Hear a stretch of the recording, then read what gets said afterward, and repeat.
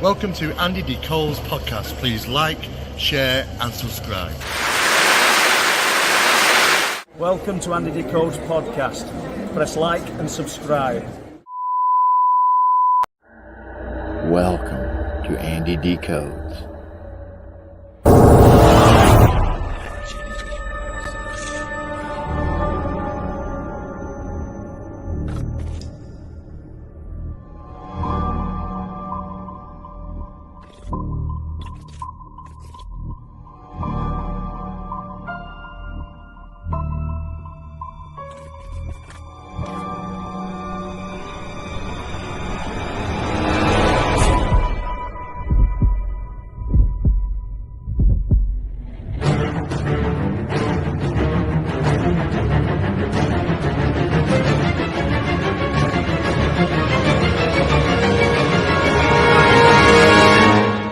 Sit back and enjoy as we dive deeper down into the rabbit hole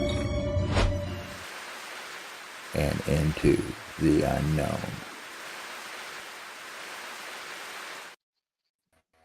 Hello, welcome to tonight's show where I'm joined by, well, I get the name right, TwinvestigateUK and not Twinvestigates. Thanks for joining. Thanks for having us.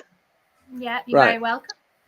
Thank you. So you are a group of, obviously, all-female paranormal team. How did you all get together and start doing what you do?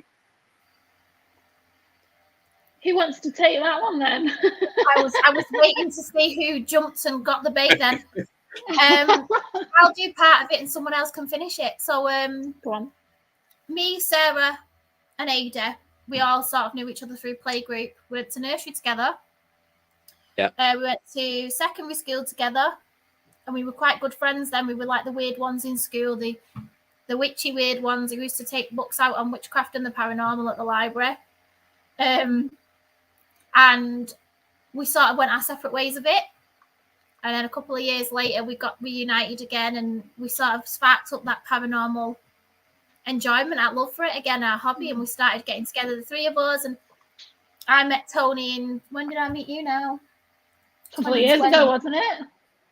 2020 it was. And she won, I make cakes.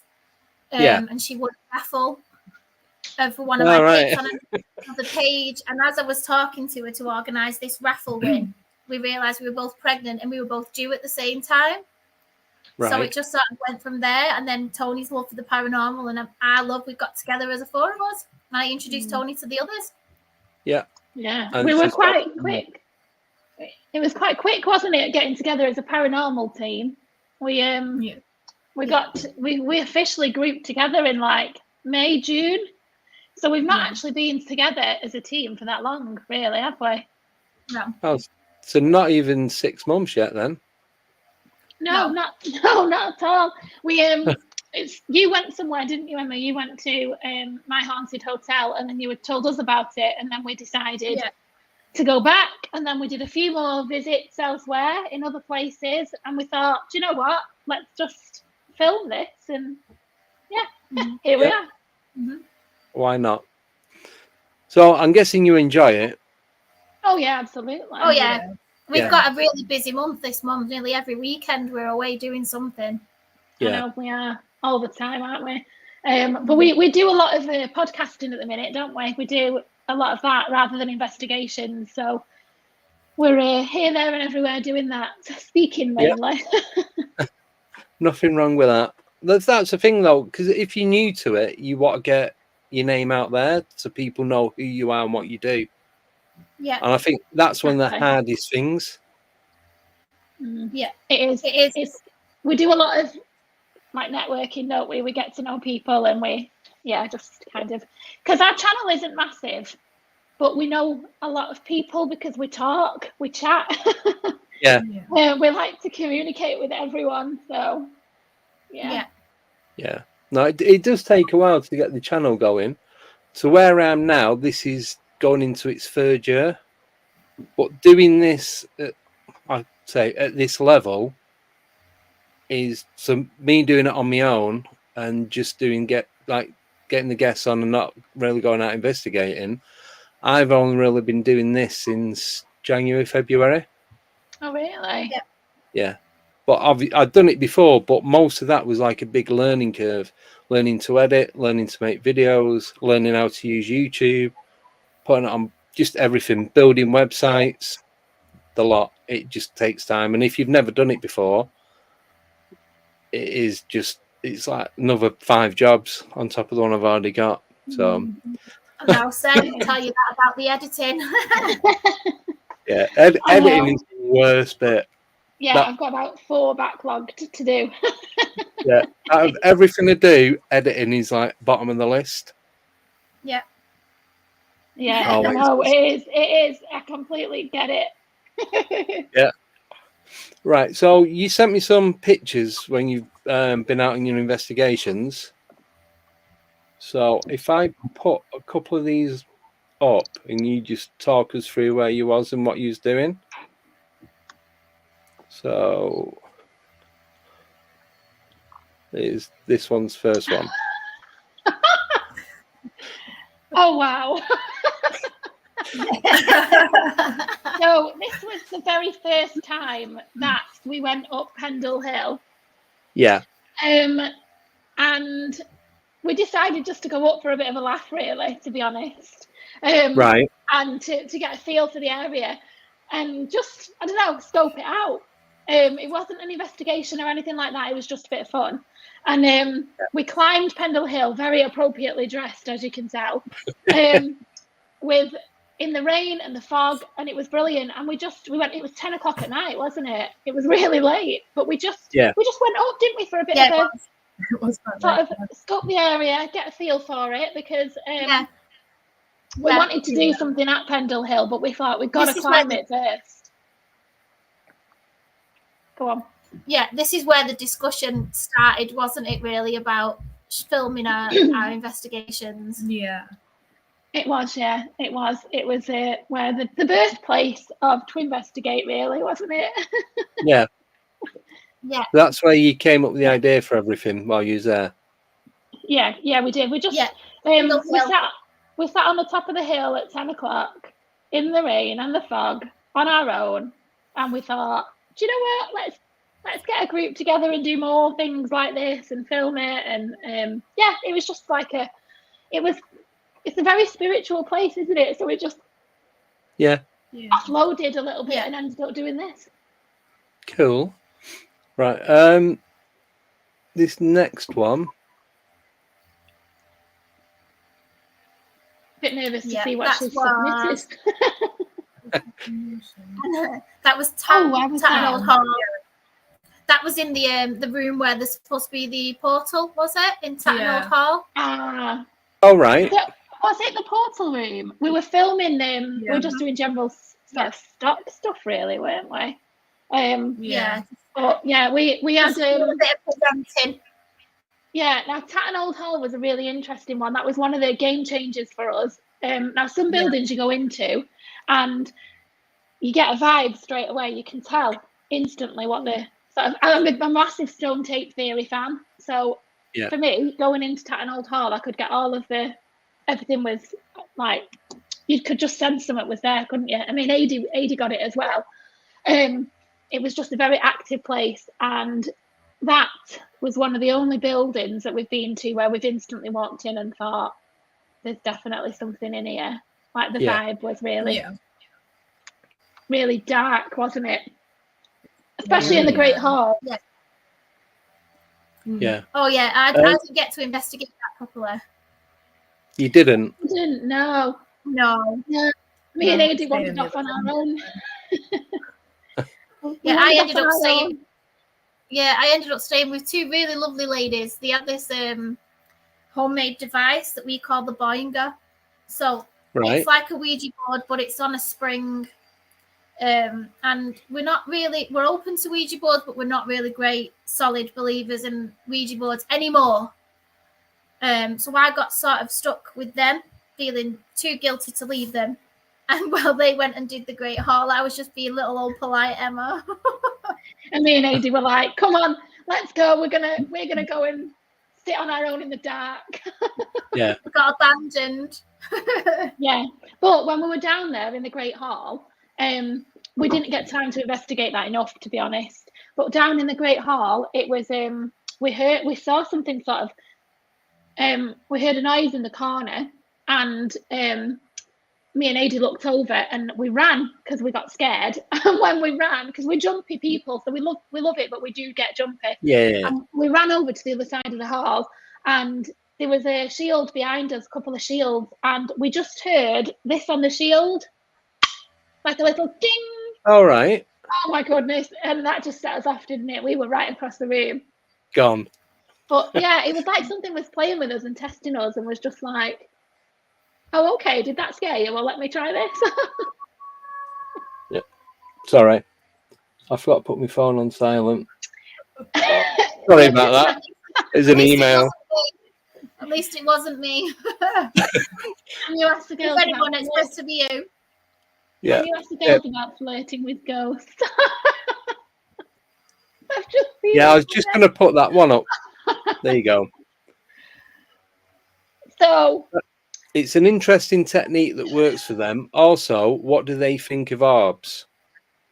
So there's a full question. So the technique of flirting with ghosts, we went to my haunted hotel and we had it. It was a normal night, but we had it all to ourselves. It wasn't a private hire. There was no one there. So we went in the corridor and we tried a different technique. We did flirt with them a little bit, and to be honest, it's something that isn't really done, and it did drum up results. Like our REM pod was going off all the time, on demand, and it never goes off. Emma's REM pod, you have to actually touch the aerial for it to go off. It's not like got a vicinity around it. You have to touch it. And it went off 3 times, and you can see that on our TikTok. It goes off 3 times on demand, and we had creaks directly opposite me in the corridor, as if somebody was sat opposite. Lots of movement, lots of bangs, but we'd never had activity like it. And when we started just flirting, we got the idea from just the fact that this speculation that it could have been a brothel at some point. Right. So I know, so that's where we kind of got it from. It don't knock it, it works. It works. And what do we think of orbs? Well, I do believe that I have seen a number of great. I do believe that we have seen 2 great big orbs at the hotel. I'm laughing because it's a joke. No, it's a joke. People know how we feel about orbs. But yeah, no, I'm a believer. I do think I have seen orbs before. When I was a child, when I was a little girl, the first ever experience I had was a couple of circular blue lights in the middle of my bedroom, and they just floated across. And I remember they flashed. They did a great big flash, and I absolutely got so scared, jumped under my covers, and that was it. And I was sweating, and I was frightened, and don't know what they were, but just blue orbs in the middle of the room. Yeah. Right. We saw an orb at Tatton, didn't we? Yeah. Well, you guys saw one. I was too busy with the shadow figures. Yeah. It was literally, we were all stood in the group in the Grand Hall again, in the Great Hall, in a big circle, and we saw what we could only describe as if a cat ball had rolled, but without its lights on. But it wasn't a cat ball, and it just rolled on the floor in front of us between all the equipment, and then disappeared, and then we lost it, and we thought, could it be like a fly or something? But it was a weird shape. It wasn't as small as a fly or a moth. It like rolled without its lights on, as if a cat ball had rolled without its lights on. I don't know how to describe it, but I'm pretty sure that was something on it. Do you know what colour it was? It was like a transparency grey. Just literally looked like a cat ball that had rolled with no lights on in the dark. Right. So it was quite greyish. Yeah. It was just before you saw the figure, though, wasn't it? I've never seen a shadow figure before, but I did at Tatton for the very first time, and I don't think I could comprehend what I was seeing. It was pitch black, so you just had the lights from the REM pods on the floor. Yeah. And That's all I could see. And there was two ladies again, these two ladies with the boinger. They were sort of stood next to me. And the light all of a sudden got blocked out in front of me, and I thought she'd shifted to the side. So I reached out to say, like, oh, excuse me. And there was no one there. And then I realized that there was something in front of me that had blocked the light out, because when I moved, I could tell. And then I sort of saw this as blacker than black shadow about child's height, so like chest height in front of me. And it took me a minute to realize, and I was like, someone shine a light over at me, please. And they did, and it sort of disappeared, and then the orb flew across the room.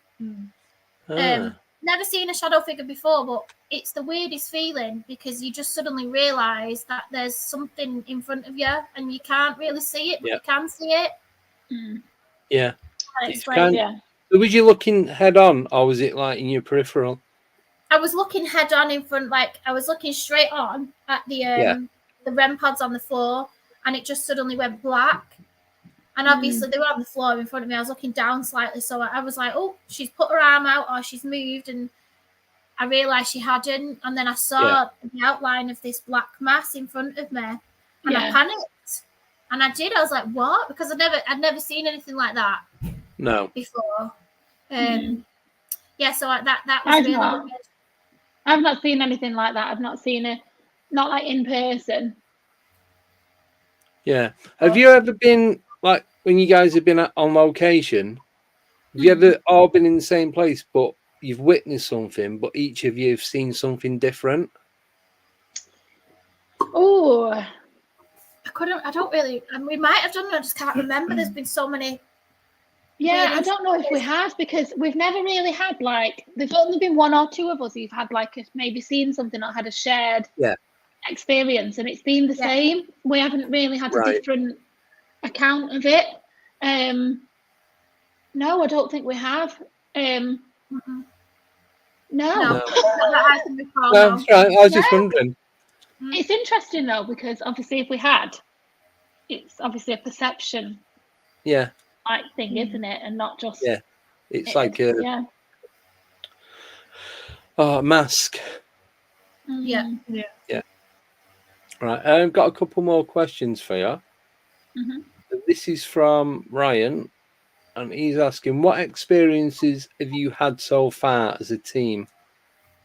So you can either list them off or go into detail on them. It's entirely up to you.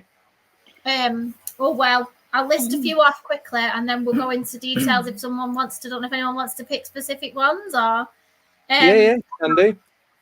We've had. Don't know if anyone's familiar with Room 6 at the Haunted Hotel in Chester. We've heard Jeanette speak to us without any devices, a DVP in the room. We have had things, what sounded like poltergeist activity behind us, but we never actually saw it. Yeah.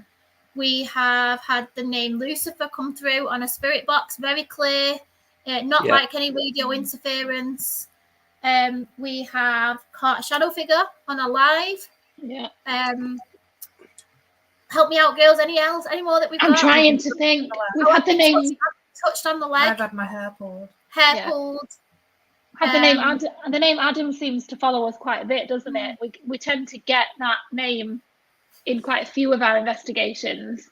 Yeah, and it's quite intelligent responses with that one as well. It is, it is, and that's all on our. We've got all these clips on our TikTok, so you can actually see what these clips that we're talking about. Yeah. We've had the name Peter shout at us as well. The name Peter shout across the room at us. We have, and obviously in the corridor as well. We've had the Morse code through the TV. Yes, Morse code through the TV. That is a story, isn't it? Oh, do you want to talk about that one then? So we fell through Morse code through the TV. So we fell into a bit of a rabbit hole, me and Emma, not long ago. So we watched a clip of them in room 1 in the hotel, and the telly goes off in the corner. Yeah. And the telly goes off and it starts crackling and makes like what we thought sounded like Morse code. Yeah. So obviously, being me and Emma, we love our rabbit holes. So we broke it down. It was interesting, though. It was interesting. So we went into detail. So we broke it down, and it said when we broke down the Morse code, which is on our video, and it's on our YouTube. It was TV, heary, like, was it Dutch in the end? Like heary, which is obviously translates to hear, and it was TV, I hear. Yeah. So we found that really weird because the boys asked a question. They said, "Where are you?" Yes, and then or something like that, and then the TV goes off, makes this noise, and we broke it down to Morse code. It said "TV, I hear," which we think is quite. Yeah, we were like, oh yeah, quite good, really. Yeah, and when we'd had a look, we were looking at like Chester, and obviously it was quite big for Dutch trade and things, and it was a big trades town at one point, and we were like, if it was an inn. Could there have been any travellers that might have stopped or something happened there, or has anybody who may have used Morse code reside there?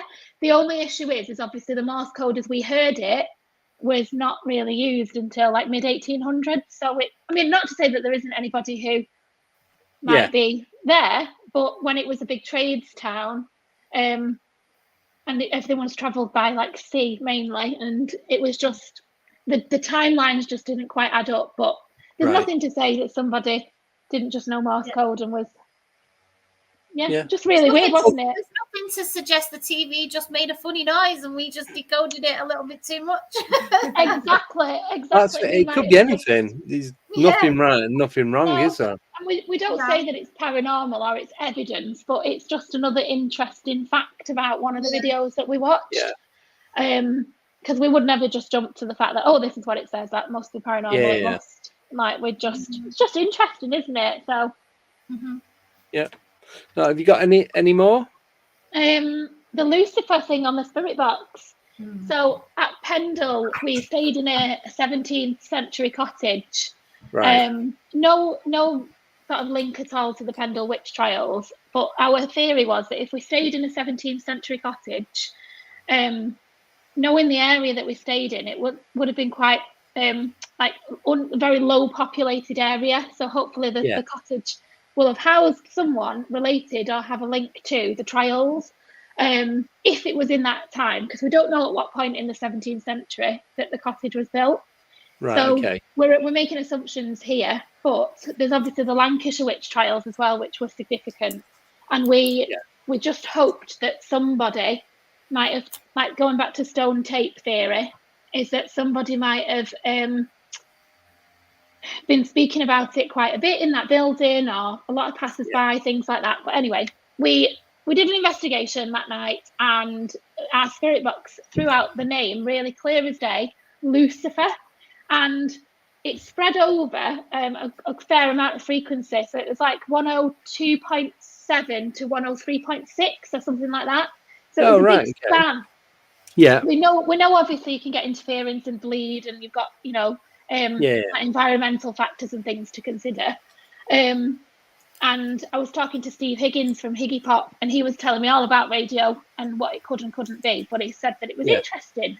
So it's just the word was clear, and it wasn't broken up, and it was quite a spectrum.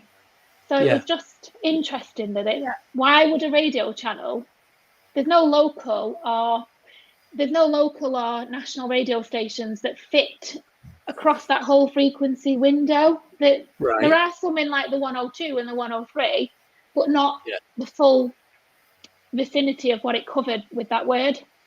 So it's just really interesting.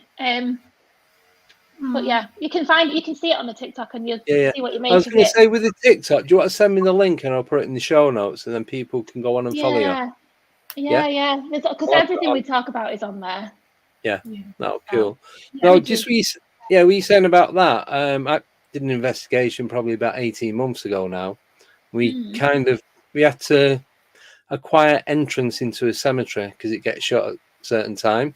So we managed to get in, and we were seeing loads of orbs and that at the back. So I've got two-way radios.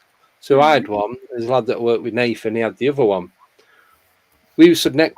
Well, my radio started going off, but his didn't. Both on the same channel, both on channel 8. And on my radio, he kept hearing, "Get out, get out." Really? And I thought it was him messing about at first. So he came over and stood right next to me, like there's about a foot between us, and my radio was still going off and his wasn't. And the same radios was bought in the same box, in the same pack, and they've always been used together. And then I had a Fitbit on as well. And I'll just show you on this. So you've got to pull that out to untuck it, unclip it, and slide it off. Yeah. So I had a T-shirt on, so I'm there talking about these orbs, and like, so something or someone was throwing stones near and landing near our feet, but there's no one there. And then I just felt it come loose and I grabbed it. I'd had that Fitbit about 2 years at that point, and it has never ever done that. Wear it for bed, and you struggle on clipping it off. As you probably know. Yeah. So it is don't know what that was. No, I'd love something like that to happen, where they're like something grabs you. Yeah, I've been prodded on the shoulder and like little shove and that, but nothing. Yeah, I was tapped on the leg. It sounded like a child just tapping your leg. But my hair messed up. Oh, yeah. In Tatton as well, when K2 was going off just below the portal and around your lap area, and then it dropped. The K2 dropped, and the group in another room all went, "Oh my god!" And their K2 went off as well in someone else's lap, and it was as if it was like, as if a child had run across. Oh right. We also didn't say about Halton Castle. So we went to Halton Castle not long ago, and we're not mediums, but like we get, like, some of us get vibes on things. Bit stone tape theory. And we were sat in a room, and there was we got the vibe that there was a really reluctant little child messing around in one of the rooms, because I don't know how to describe it. It was a vibe. Anyway, there was a medium who was also in that room who approached me afterwards. It's a weird story. We ended up bumping into them at a different place, and he said how correct I was, that he was getting it as well. But we got the vibe that there was a little shy child that wouldn't come out, and I got the name Timothy, and like little Tim. So like little Timmy, and I asked if it was Timothy, and the K2 and the REM pod all went off at the same time. And then I said, "Oh, can you just confirm again if that was a little child, little Timothy?" And it went off again, didn't it, twice? But we didn't carry on then probing, because of just noise pollution and things. So we should have run with that as much as we could.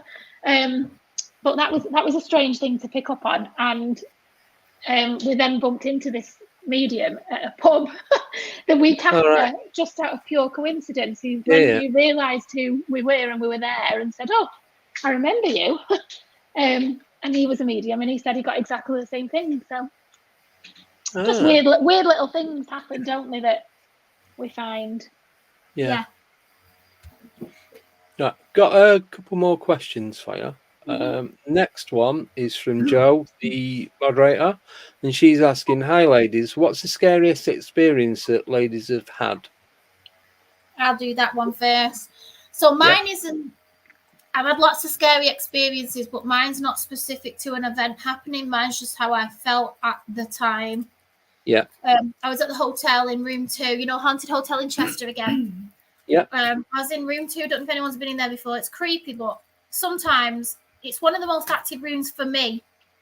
Sometimes it's nice, and I get a really nice vibe. There's nothing there.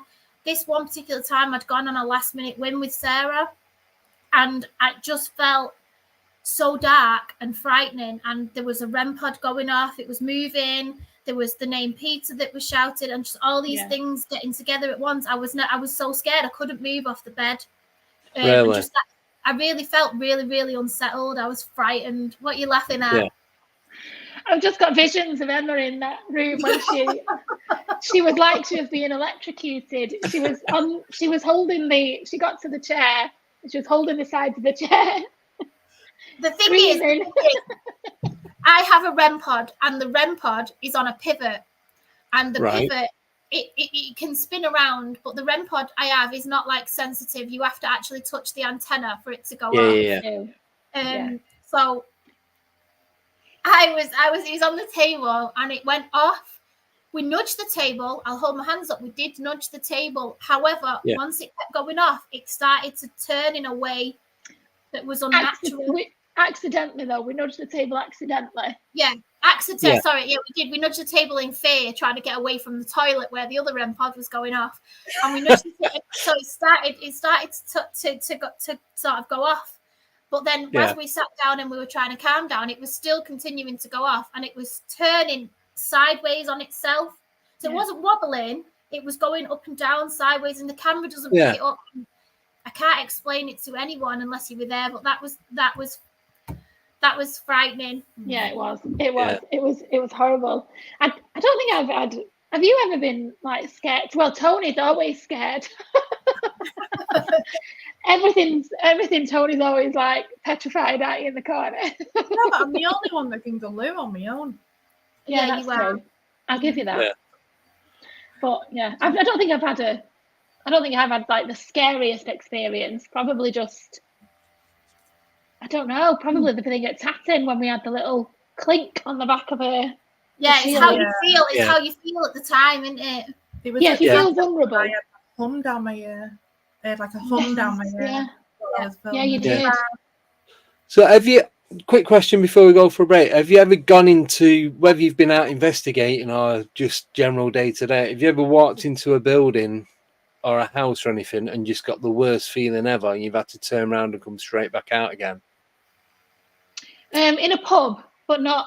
I've never had to turn around and come back out. But walking into a pub near me, it's there's vibes. The vibes. Well, you can just sense it. Yeah. That was weird. No. It was but no. Other than that, no. But then, well, I don't think so actually.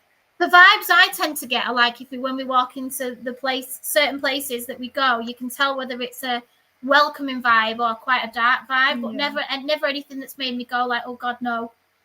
No. Nothing that's made you want to leave. You can tell there's activity just by the smells and the way that it is and it's weird. I can't explain it. Yeah, you know, don't you? Yeah, definitely. Right, we'll go for a 3-minute break and then we'll carry on. Got a few more questions for you. Lovely. Excellent. Right, I will see you in 3 when I can find the video. Here we go.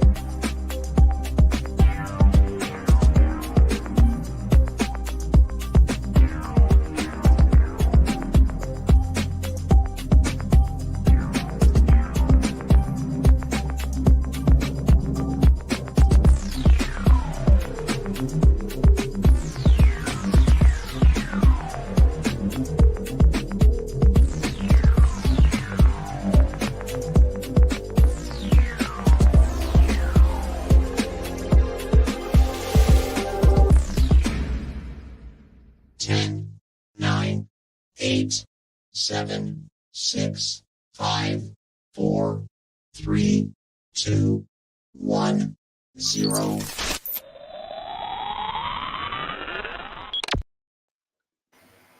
Hello, and we are back. So, welcome to the second half.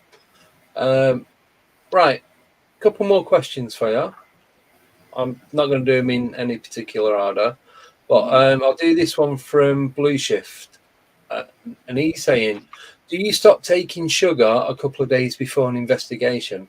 Or do you know anything of that? No. So I got told by Steve Mera that you should not take any sugar at least, I think it's 72 hours before you go out on an investigation, because it can give you false. I'm sure, I can't remember the exact words, but you can't. If you go somewhere and there's something going off, you don't sense it straight away. It can influence your reactions or something like that. Is there like any research or any kind of article or anything about that? About what's the science behind it? I can find out off Steve Mera exactly what he means, and I can let you know. You know what? We might have to try that. We might have to put, because all we do is eat sugar during investigations. We're there with our bag of snacks. Well, I normally take a couple of bars of chocolate in case I get hungry. So, but when Steve told me that, it's all to do. The sugar gives you a false reading of what's actually going on around you. So you don't get that if there's something there. You're not going to know about it till it's too late, sort of thing. Oh, okay. All right. Well, it's worth having a look into that. We'll have to try that. Yeah, 100%. Yeah, try it and see. Yeah, because if you're going out doing, because you said you've got a few investigations and that coming up, haven't you? Yeah. So say you do one on a, say, Saturday. Try and not have any sugar, say, from Tuesday. Oh, that's a big ask. Or Wednesday afternoon, about 2 o'clock. We'll try. You try. Yeah, I'd say like Wednesday, midday Wednesday or something, and see how you get on. See if it makes any difference. You'll have to. We'll have to do it. We'll have to be very strict, because I'm like a nighttime snacker. Me, I get like my little hungry belly goes off at nighttime, and I'm like, no. Yeah, well, I'll do all of the little. I like my little research and stuff. So 100%, I'll be on that. I'll figure that out later. Yeah, if you type in Steve Mera on anything, and you'll find, because Steve's from he's from Manchester as well. And all the best people. Of course. Yeah. So Blue Shift has put it stops a flight or flight mode. Oh, okay. I wonder if that works in general. Okay. Possibly. Must be for anxiety. I don't know. I can understand that a little bit, because that's because the way that your chemicals are released inhibits your perception. Obviously, your perception is warped when your chemoreceptors. The sugar has some sort of block as to what's really going on in the natural surroundings. Oh, we will definitely try that. Then we'll have to do a whole video on that, Sarah, starting from the Wednesday. Yeah, we will. Yeah, day one with no sugar. Yeah. Day 4, going around killing everyone. Day 5 with no sugar. Yeah. Investigation day. To be honest with you, I've not mastered it, but I do keep trying. Funny. Yeah, try it. Let us know. Yeah, we will. Yeah. We should try it with salt. Yeah. So this is from Chris Collins, and he's asking, girls, do you have a favourite paranormal investigation tool? Oh, yes. We have many favourites. And do you know what? All of our things are from Phantom Physics. Pretty much everything that we get is from Phantom Physics. And the one of our favourites is the Phoneticon. Oh, we didn't talk about that in Pendle. But the Phoneticon, it's a tiny little pink box that's like probably a bit bigger than this. Oh, you can't see it. The AirPods. Yeah. And it detects magnetic change in the surrounding areas and then generates words. So we use that all the time. And we were at Pendle and we had it set up just in our downtime. We had it set up anyway, as we do on anything. We just leave it going. And we were just chilling, and the blind from the cottage started going up on its own, and it just scared us because it was unexpected, and it was just this manual roller blind slowly going up. So we jumped out of our skin. Adi started recording, and it just frightened us. So we're jumpy anyway, and I was grabbing the blanket off Emma to try and hide, and the phoneticon went off, and the word that it generated out of the big word bank that it has was blanket. So it scared me even more. That again is on our TikTok, but it was just really weird. It's because it corresponded with what we were doing at the time. Yeah. So we were fighting over the blanket because the roller blinds were going up, and then the phoneticon goes off and we get blanket. It's like, oh God, what are the chances?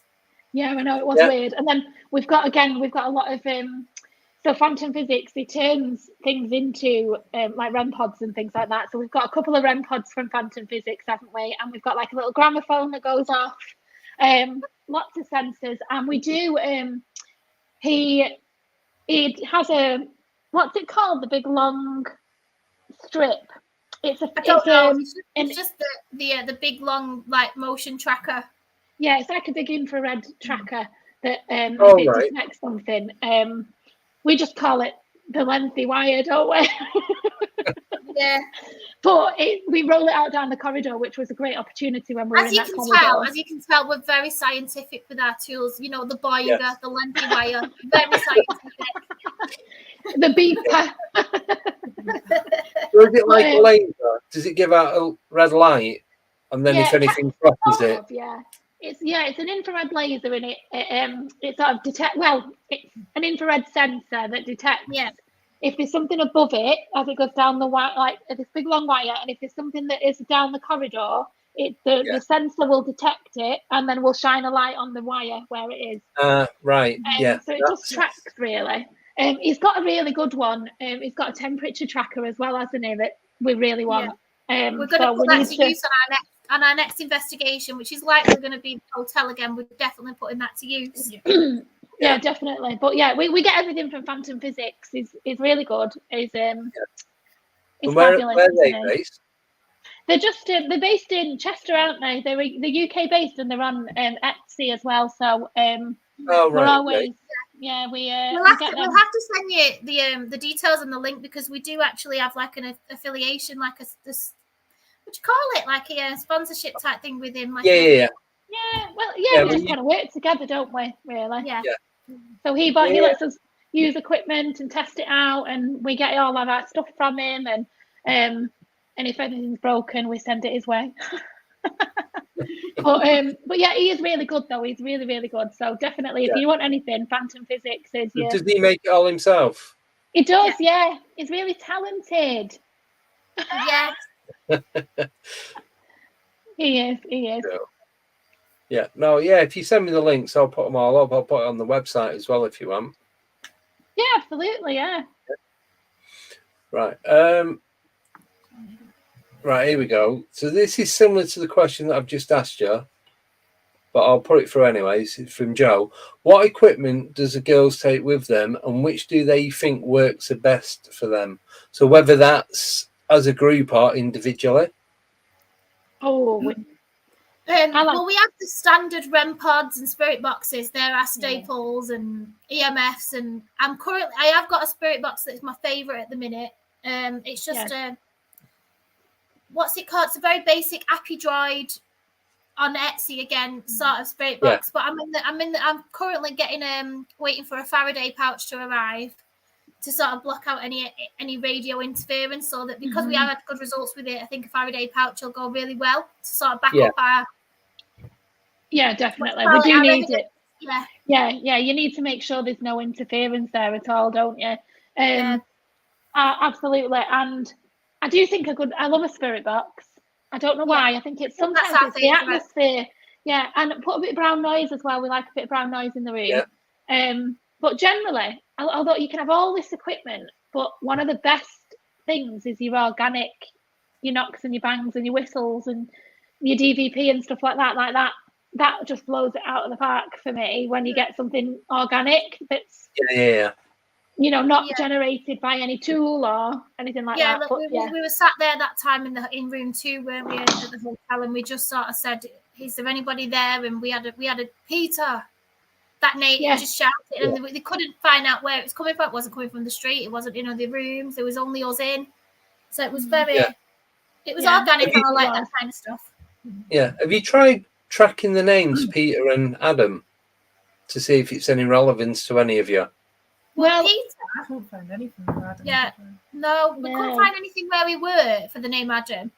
And Peter at the hotel, there was actually Peter the clerk, was it? Who was there in was it the 1600s when Peter the clerk was there in Chester? So that sort of correlated, but I think a lot of people know that anyway. So I didn't put it together at the time, but you could very easily, if you knew, sort of shout the name Peter, knowing it was a fact. Yeah, we debunked that anyway, so it did correlate. But the name Adam at Pendle, we've not managed. We're waiting on records, aren't you, Sarah, for the property we stayed in? Yeah, I'm trying to look into the history. So obviously I do all of the background stuff. I'm trying to have a look into the history. I've been speaking to the owner. So it used to be a blacksmith's and a ranger's cottage. Not quite sure what era that's from. So that's just by word of mouth. So I'm trying to find that out. But there's very little information, and there's not many records that date back as far as we want it to. So all of the modern stuff is really basic, and I want to know who lived there, because there's no real census records on it either, which is baffling me.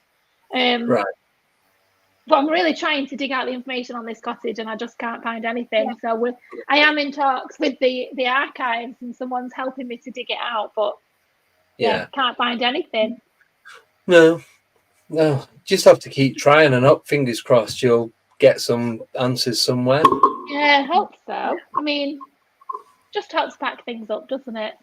Yeah. So have any of you tried, I don't know if I'm going to get this right, is it sound deprivation? Is it sensory deprivation? Yeah, what you said. Have any of you done that? Not really, no, but that's something that frightens me. Would you not consider doing it? Yeah, probably, but it wouldn't be me doing it. All right. But no, we haven't tried that yet, but I do think it would be interesting. We need to do that, actually. We need to be put under that. I mean, I suppose we do need to come out of our comfort, really. Like, I'm really scared, so I think I'd be the best candidate for it, because anything beats off fear. Yeah, but I am getting a bit braver. I will not do it I won't do it willingly. Yeah. No, because you won't. With the people that I go out investigating with, there's two groups, one local and one when we go out to different parts of the country. And the local one, I volunteered myself to do that just to see if we get anything. Oh, yeah. So we've just not happened to have arranged anything to go out and go anywhere. Just been too busy with all this and what have you. So I do want to do it. But have you ever thought of going out and not taking any equipment, just say taking a digital recorder and just sitting in the room and seeing what you pick up? And not taking all the different stuff with you? Yeah, we've done that. We love doing that, don't we? Yeah, we do like doing that, but we do that. We have our equipment with us if we need it, but we do just tend to start with nothing. Yeah, we do. We do. And like I said, though, they're the best things that you can get, really. Sometimes is all the organic stuff that just happens, just generated by energies and things. But yeah, we do that. We do that. In fact, we start our investigation that way as well. Like, we don't like to dive straight in with all our equipment. Don't want to shy any spirits away, really. Yeah. So have you always got results? No. So we have lots of quiet periods. And we show the quiet times as well. I've got three or four videos that I need to do, where one of them we don't get anything. But I've got to put it up there because it's the reality of the paranormal. To prove that you don't always get something. Yeah, exactly. We don't, and I mean, one of the locations we love, obviously, as everybody knows us, is we love the hotel. If you know us, you know we love it. So I would say I think that's because it has a place in our heart, though, because it was the first place that really gave us something back, and it was like, oh, that's where it all started. And it's say 20 times that we've been there, we've probably had a good active night, maybe 5 times out of all of the times that we've been. So there are not a lot, really, is it? It's not, no, but we might get a knock or a creak, but nothing significant that makes us stop and think, oh, but you can't go, that was blah blah blah. No, exactly. And we've learned as well that, I mean, it's something that people say quite a bit. Oh my god. Oh, this is it. Sorry, I just saw the comment. Oh, Simon. Yeah, it's funny.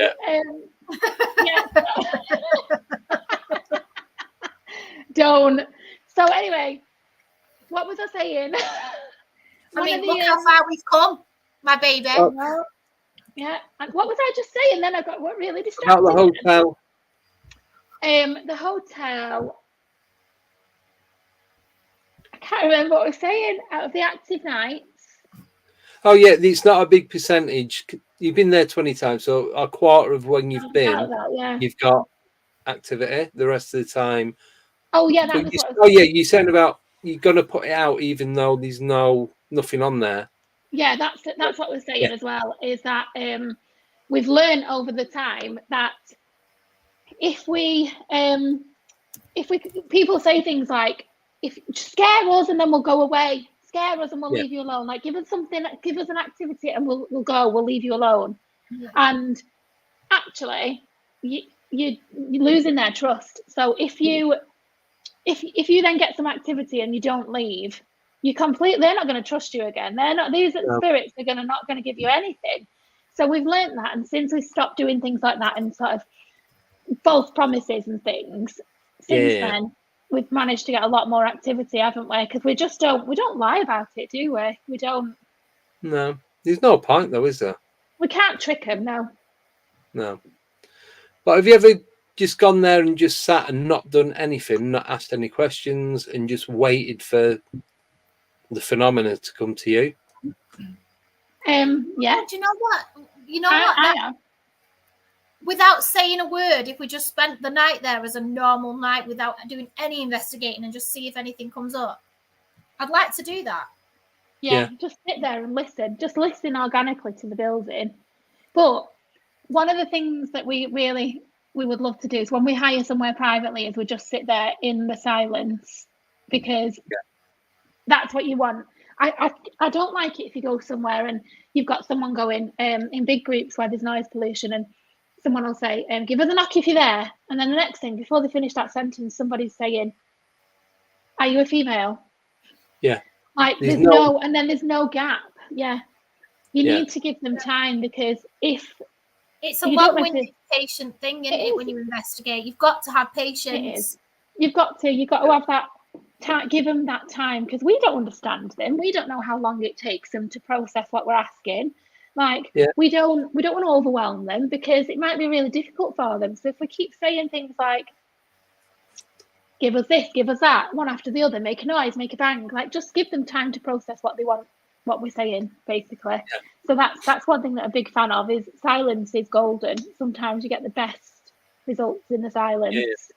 Adi just put up in the chat, so I kind of agree with it on this. I honestly I love places that aren't known for being haunted, because I think if you keep, I'm not saying you guys do, but if you keep going back to the same place, then is that energy then going to be worn down, or is it going to move on to somewhere else? But if you just go to, it don't even have to be an old build, just anywhere, because that's what I was doing when I was going out investigating.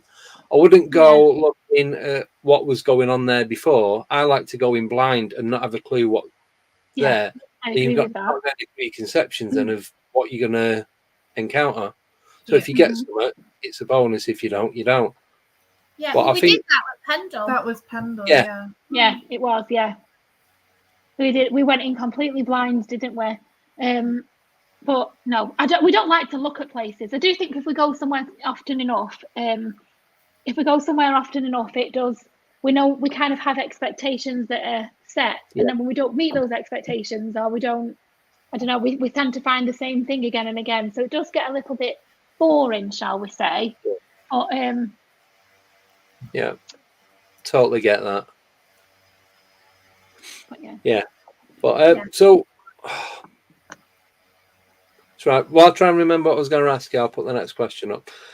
There's nothing worse than forgetting what you were going to do. I do it all the time. It stays with me for days, and then I'll remember it and go, "Oh yeah, yeah," and it'll just play. So, Baby with a Laser. Now he's in Wythenshawe, so he's another Mancunian, and he's asking, have the girls investigated anywhere in Wythenshawe? I don't think we have we? No, I don't think so. No, we haven't. If you've got any venue ideas, then throw them our way. Mm-hmm. Yeah, I think the hospital would be a best bet out of everywhere around there, or even the airport. Yeah. The airport is probably a good shout. Yeah, I mean, which hospital is it Adi works at? Is it Tameside? Tameside, yeah. He gets a lot of activity. They've got a haunted bay, haven't they? I'm sure Adi will fill you in on that in the comments. There's a bit of a haunted wing there, haunted bay. There is, there is. Loads of stuff. Right. Oh, yeah. So this is what I was talking about off air, and one of the reasons when I first contacted you. So Simon's put up Pterodactyl Andy to remind me because I completely forgot. So do you want to tell your story? Yeah. Of what you witnessed? So this was a couple of years ago now, maybe 3 years ago.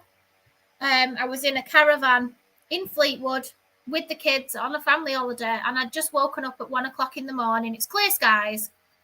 I remember telling my husband when we woke up what I'd seen, and I think I sounded like I was having a breakdown. But 1 o'clock in the morning it was, and I was just happened to look out the caravan window, and I was looking up in the sky, and there was this big thing flying around, but proper flapping its wings, like proper like air. Them wings are getting air, and it's flying around, wafting.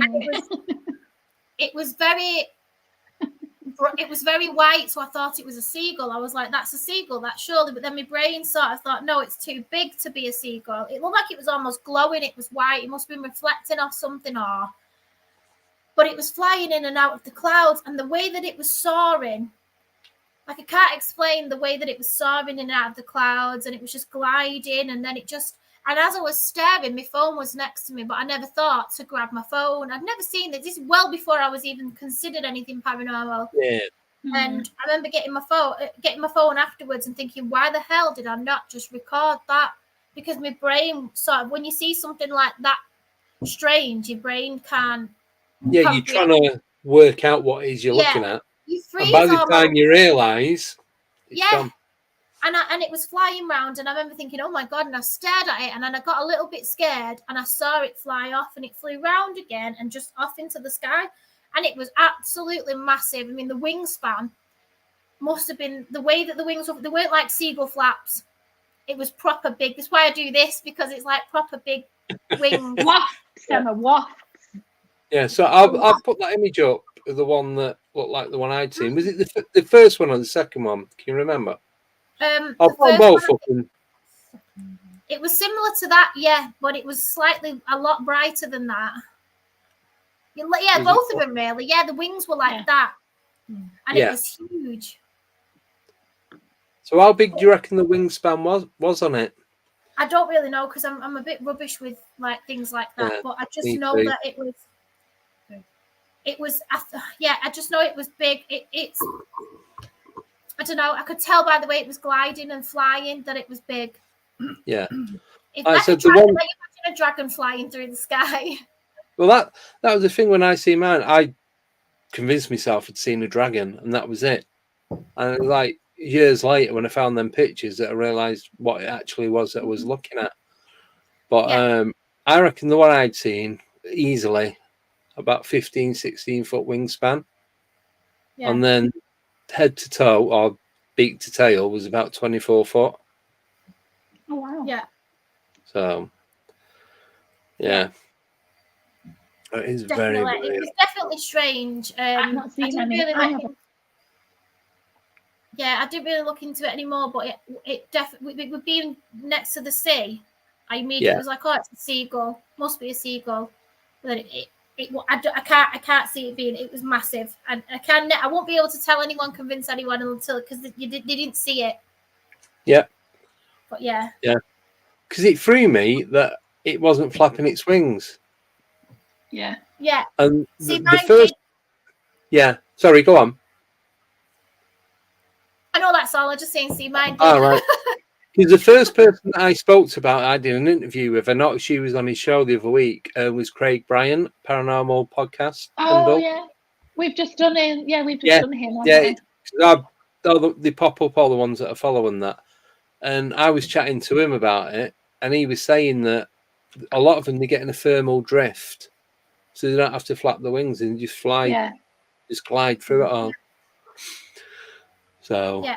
Yeah. Very, very weird. I hope to know about his one.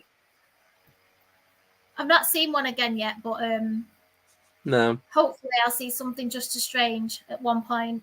Yeah, I know I haven't yet. There's still time. There's got to be hundreds of them flying about. We're just not looking in the right place.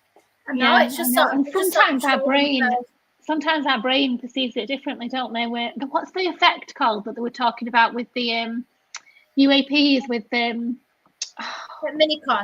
Yes, so we went to Minicon and they were talking. What's the effect called? The when your brain tries to make pareidolia. What it's seen. Yeah, I'm sure there's another term, but pareidolia is more when it puts a face to, like you see in a tree. Or it tries to make it look like put things normal. So sometimes your brain does that for you. So we could be seeing. I do remember that, but I don't remember the name of it. I don't remember what the name of it was that he said. The only one I know is pareidolia. So it's got to be something similar to that. I'll ask our friends at Pursuit the Paranormal. They'll know. I'll ask Ash. Yeah, because I was saying to you before, Ash is on in a few weeks, him and Greg. And I met Ash at The Awakening in Manchester a couple of months back. Yeah. He's nice, isn't he? He's a top guy. Well. Sorry? Yeah, he's a good bear hugger. He is a good bear hugger. Yeah. He's top. Greg wasn't there. Was he not? Just you have to get a bear hug off Greg. Yeah. But yeah, they're on in I think December, beginning of December at some point. So. Oh God. Yes. So looking forward. I'll look forward to all of them anyway. So it's all good. Right, got a couple more questions for you. Is that okay? Yeah, of course it is. Right. So this is from Ad Hollis, and they're asking, what does the future hold for the girls? Locations they want to investigate, etc. Well. The one place I want to go, we've not really been to on an investigation, is the silver mine in Aberystwyth. Right. Specifically the cafe. The one that's not known to be paranormal across the road. Not known location. Oh. No, there's some strange things that have been going on. Apparently, we have an inside friend. The lights. What is it? The lights. The lights are going on, aren't they? Well, left on. Yeah, the lights going on and off, left on, and the woman that works there was absolutely knows for a fact that no one's been in there. That there's a fridge incident where one of the fridges have been moved, and strange. They need to get some cameras, but definitely silver mine in Aberystwyth. Yeah. I don't think there's. I want to go back to Tatton. Where have I not been? And Newsham Park as well, but I'd like to do Newsham Park. On our own, completely private hire. I would. We've not done any pubs. We've not done any proper pubs like the Jamaica Inn, the Golden Fleece, the Ramin. Where you want to go? And we're going for East Drive as well. Yeah, we're doing East Drive in January. Yeah. Private hire. That's going to be good. And then I really, really want to go to the Ring of Bells pub in Middleton. But I can't get in touch with the owner, so I'm just going to walk in there, I think, and say, right. Why not? Tell you where you want to go. Do you know Swinton? A little bit. Well, that's where I'm from, but there's a pub on the corner.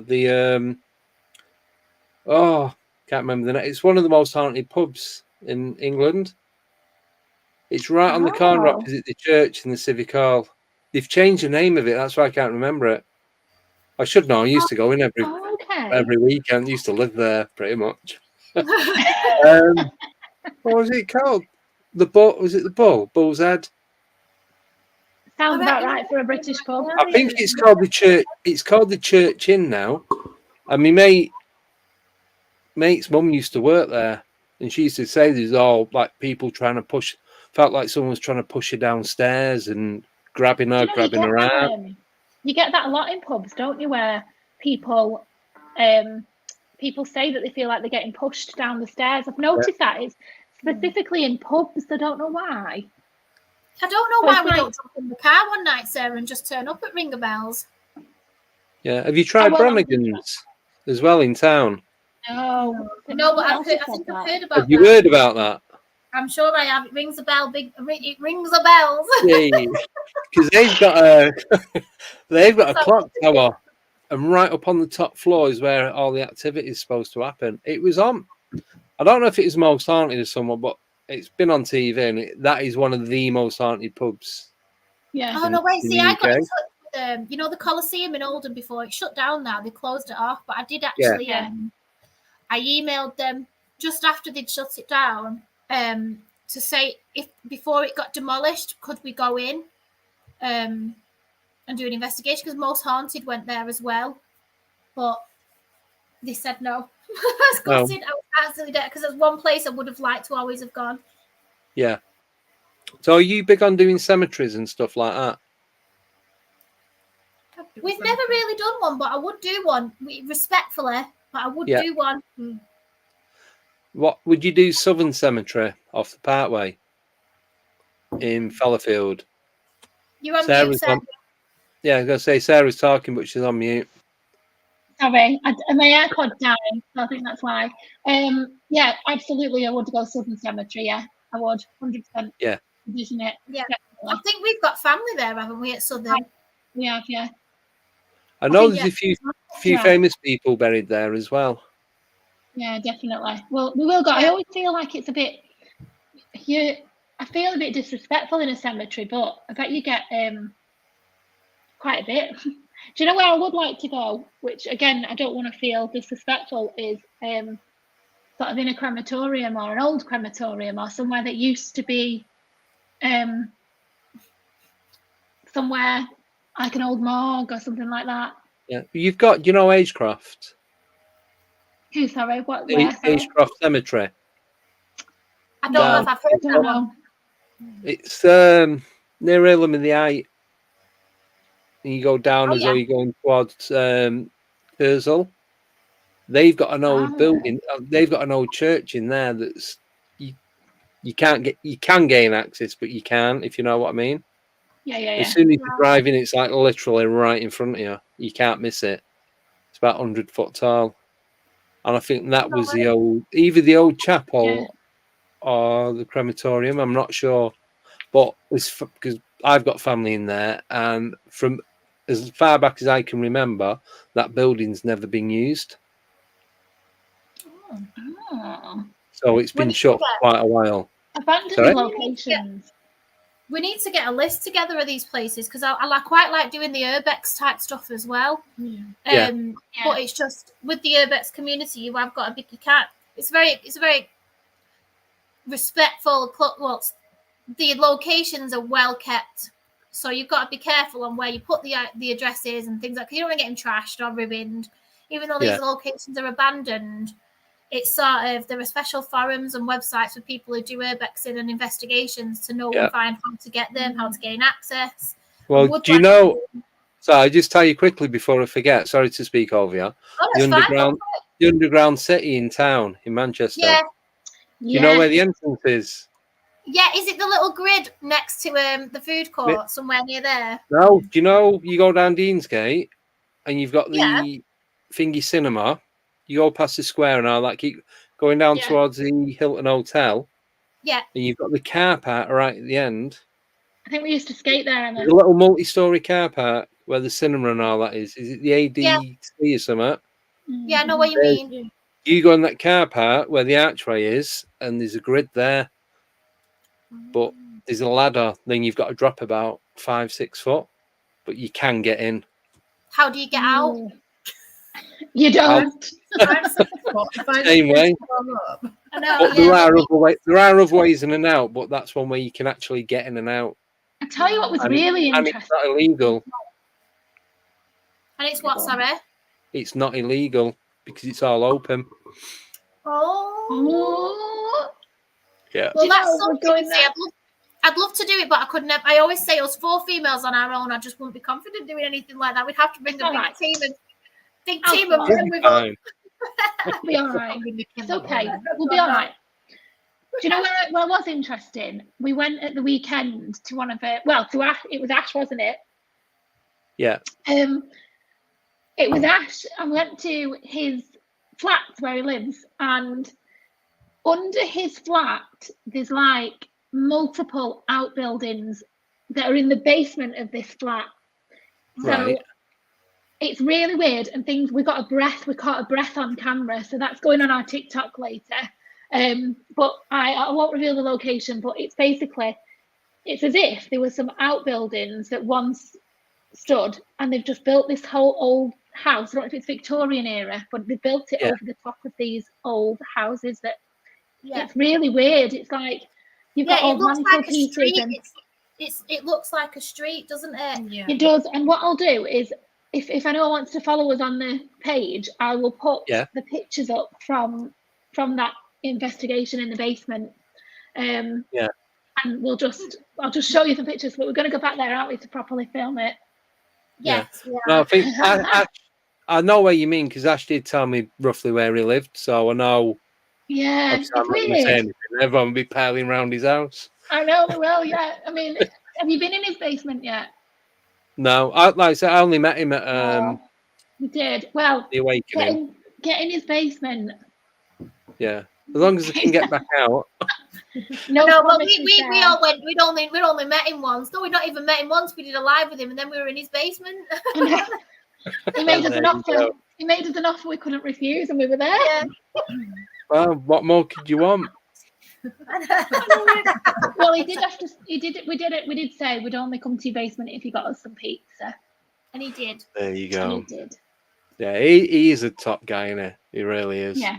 There he is. He's lovely. Yeah. Right. Got 2 more questions for you.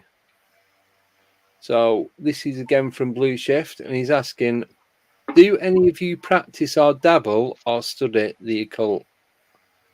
Well, we don't really study the occult, but if we were in the 1600s, we'd probably be burnt at the stake and called witches. We're very big crystals, moon lovers, manifesting. Yeah, things like that. We love our time at Beeston. We go to Beeston quite a bit, don't we? Just to ground and things like that. Yeah. Where's Beeston? At Beeston Castle, which is, well, it's in Beeston, isn't it? It's like near sort of near Nantwich, neck of the woods. Yeah. Oh right, okay. Sort of, midway between Crewe and Chester. Yeah. We go there quite a bit, and Adi is she loves the tarot. Tarot card. Adi is like the main. Adi is like our main lady. She is. If you look at a witch this day, she is a witch. She is. Yeah, she is a white witch. She is. But yeah, we do. We literally people compare us to the modern day Pendle Hill witches, don't they? Because we love it. Yeah, we got compared that the other week. Actually, they said, "Do you not think that we were at Beeston, rolling around on the grass, getting our hair wet in the rain, and singing chants and laughing and having a great little weird time?"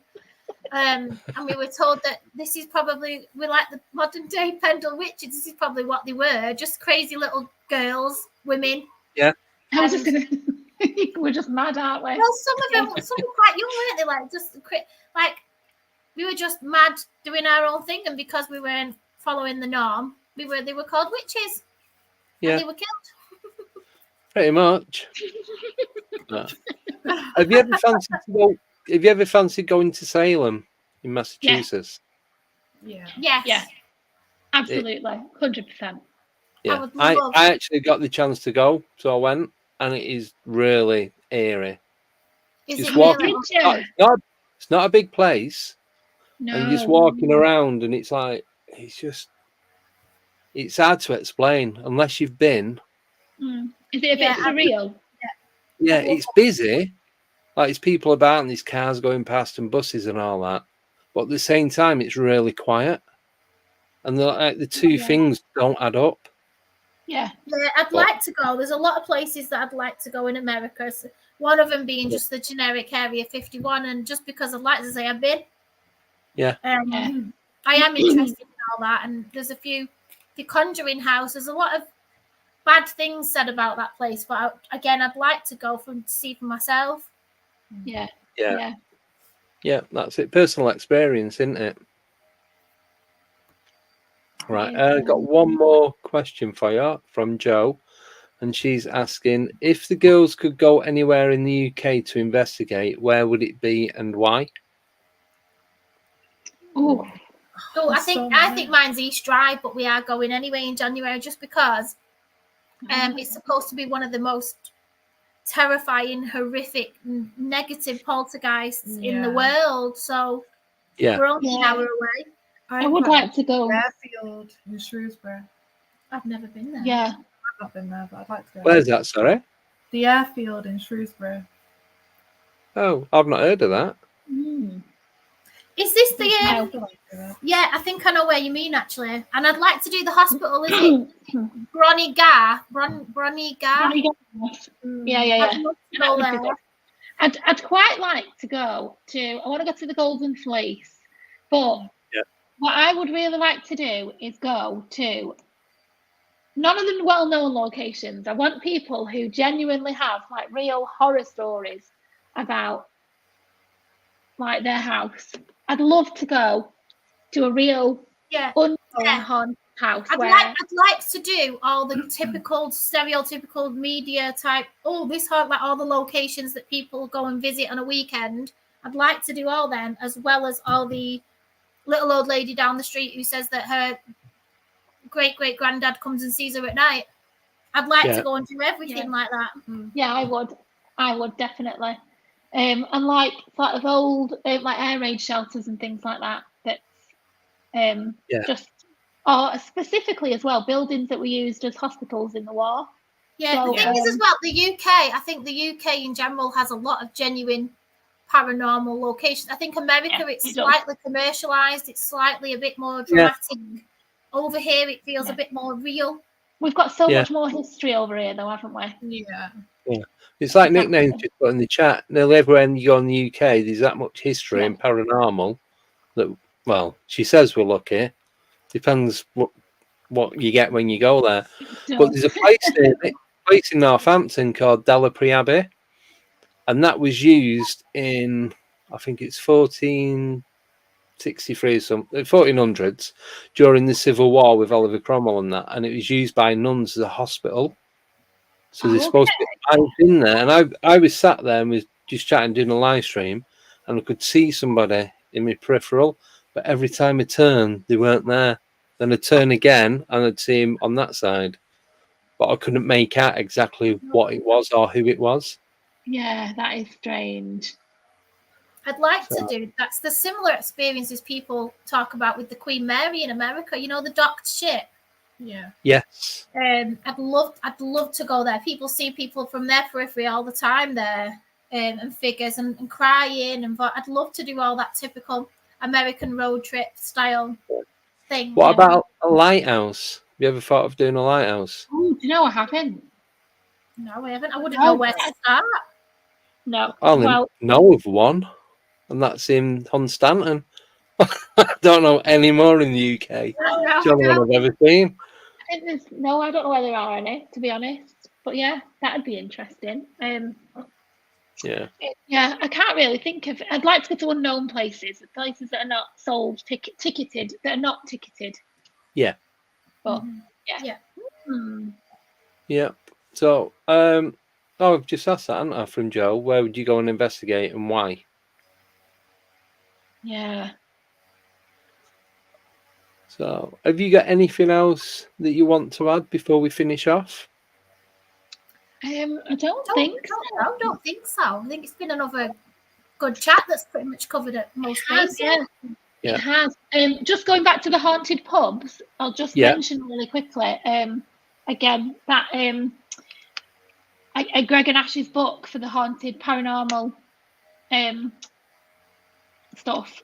I think they've got another one coming out, haven't they, along those lines? Yeah. So that'll be a good read. We should take a leaf out of that one for the haunted pubs. Pardon the pun. Quite literally. Pardon the pun. I know. My book. But no, 100% like that. I want to do haunted pubs. We've thought about doing a series, haven't we? A mini series for haunted pubs. Yeah. Yeah. So just haunted pubs alone, so that we're going to do that. So just do different one each time. Yeah, I think I'd make a full road trip every weekend. We love our road trips. Yeah, we do karaoke, don't we? Karaoke. So karaoke in the car. Yeah. So we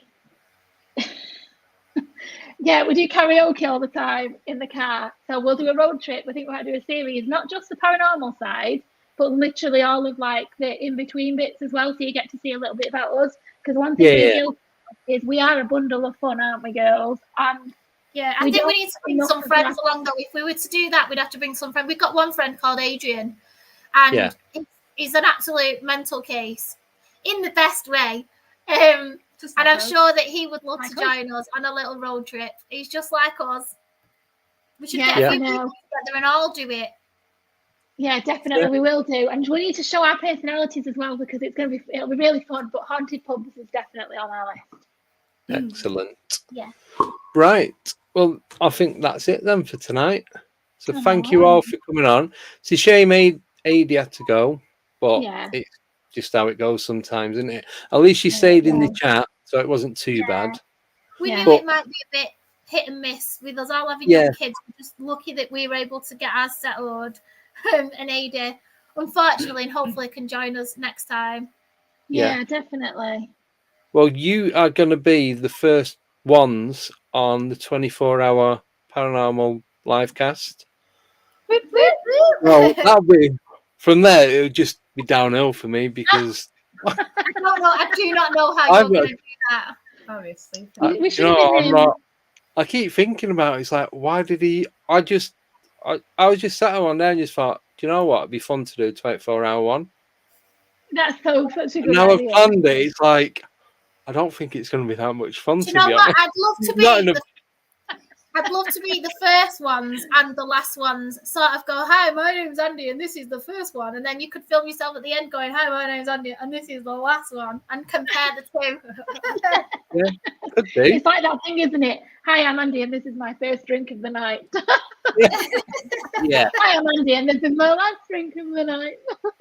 I won't even be talking at that point. Yeah. It would be that bad. Oh no, we should have been on last.